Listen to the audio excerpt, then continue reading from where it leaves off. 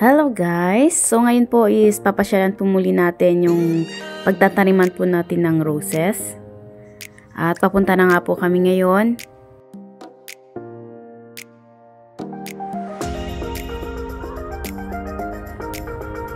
Yan guys, so makalipas ang ilang linggo is bumalik po muli tayo dito sa location kung saan tayo magtatanim ng roses. At makikita niyo po dito is nalinisan na po yung ibang parte ng lupa kung saan magtatanim po ng rose.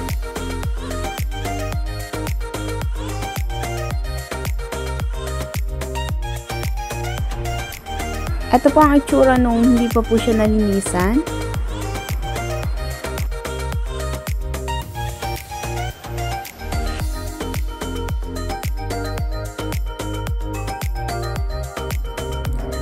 Sa pagtatanim po ng roses is maraming kailangan i-consider po dito, yung location.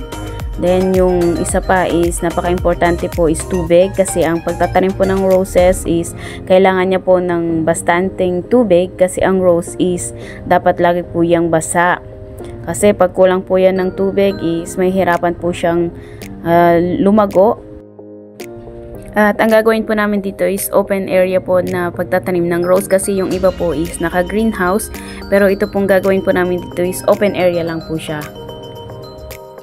Since local roses lang po yung itatanim po natin, which is yung gala rose po, is okay lang po dito na open area, kasi pag yung mga imported rose is kailangan po is naka greenhouse po yun.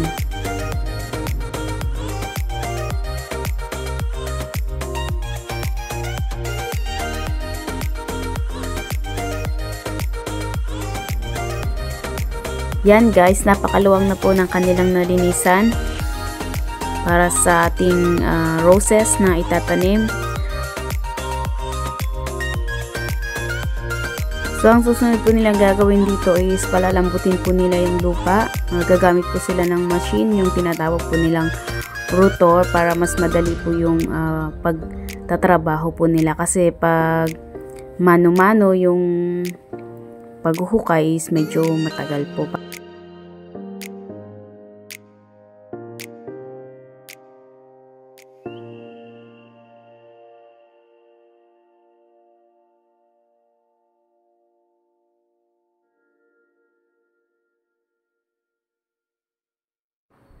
So ayan guys, pagkatapos po naming naglibot dito sa location is pahinga po muna tayo. Yan, kwentuhan po muna tayo dito at namnamin ang simoy ng hangin at tanawin ang napakagandang tanawin dito na natatanaw po dito sa ating location. Yan. Kung bago ka pa lamang sa aking YouTube channel, huwag kalimutang mag-subscribe and hit the notification bell para maging updated ka sa aking mga susunod na video.